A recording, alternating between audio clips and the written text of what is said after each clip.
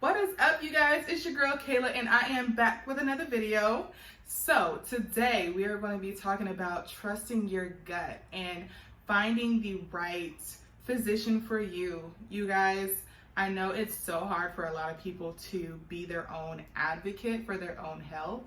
And you may think, oh, well, it's minuscule, or maybe I shouldn't mention it or whatever, but we're getting to the point where we're becoming parents. And now we're not just advocating for ourselves, but we're advocating for our child. So that is a motivating factor for those of us who typically let things go under the rug and, just kind of neglect ourselves sometimes, or don't address red flags, to actually speak up and say, you know what, I'm not going to deal with this anymore. I'm not going to take this anymore because my child is depending on me.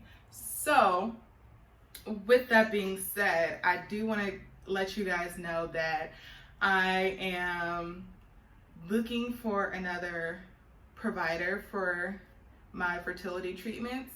The reason for that is nothing to do with the doctor. She is so amazing. I absolutely love her. She is a total dream when you're looking for a doctor, especially for something as sensitive as fertility and all of those vulnerable moments that come with this.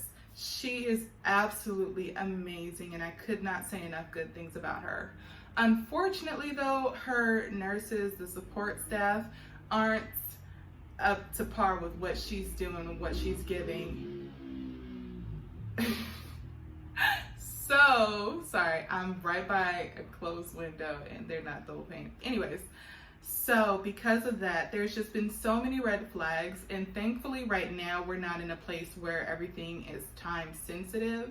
So them taking, 3 weeks or so to get my results and stuff back to me isn't affecting my actual cycle, because I'm not actually starting my cycle until okay, so my cycle's coming up pretty quick. But my cycle starts in October, if you want to know, unless right now it looks like I ovulate that typically during the first week of a month.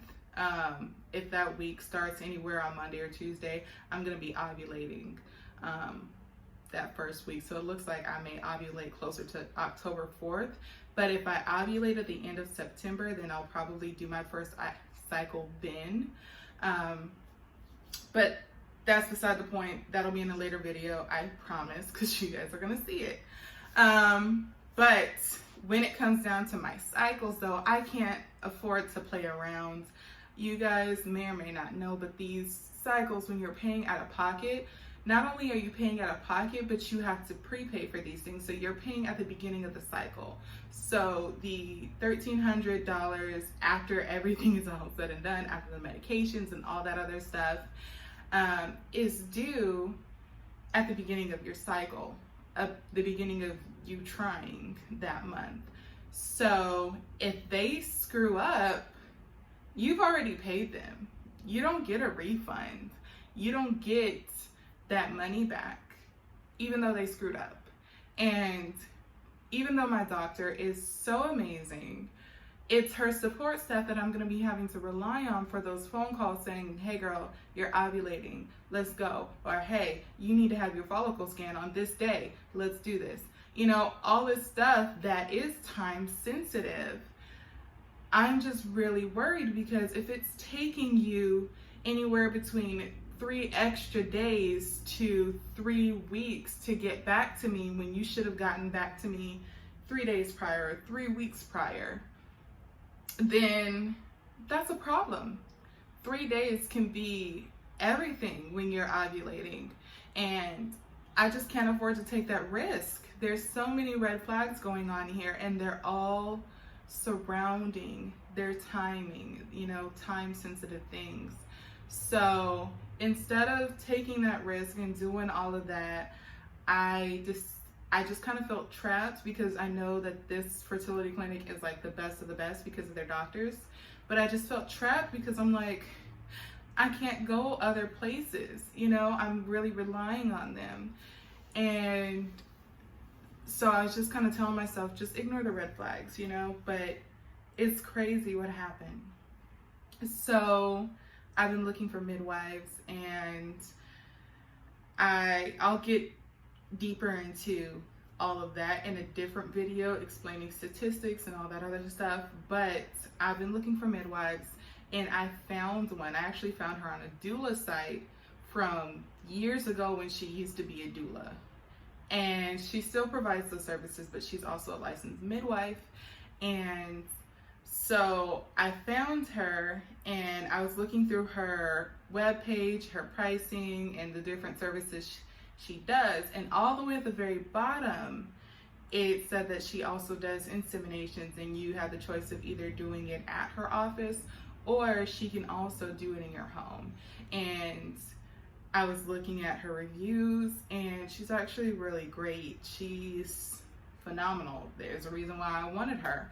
And the fact that she does these inseminations and she can do all this stuff, and my OBGYN is willing to collaborate with her to be able to monitor and prescribe extra things that I may need.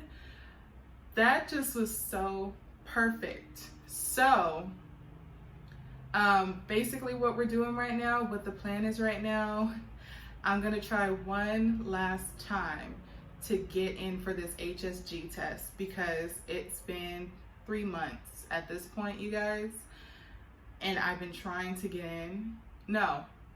I'm so sorry. 2 months. This one is month 3 of trying to get in for my HSG test. And if I can't get in, the issue each time is that they're backlogged. So if I can't get in when I need to, because it's getting closer to the point where, okay, now this may actually push my cycle back, my IUI cycle back, I'm really just weighing my options. So since she is cheaper, and it's not because she's cheaper that I'm going with her, but the fact that her rates are cheaper are great, and everything that she can't do that the fertility clinic could, my OBGYN can do. And because it's going through my OBGYN, my insurance will actually pick it up. So with that, it's actually saving me money. So at this point, I decided if things don't work out this time for my hysterosalpingogram and getting in to get it done and everything, then I'm just gonna go ahead and skip having it. As much as I feel that I need it because of my endometriosis, it's a risk that I'm willing to take at this point, because it's pushing me back, it's stressing me out, and mental strength during all of this is very important. So that is where I'm at. I'm setting up a consultation with her after I have my hysterosalpingogram, if I get it. If I don't get it, then I'll still go ahead and schedule that consultation with her and see where we go from there. But here's the thing, you guys. We are at a place where we really need to pay attention to the staff around us. And if something feels off to you, then you should speak up. You have every right to speak up, and you need to speak up, not just for your sake, but for your kid's sake.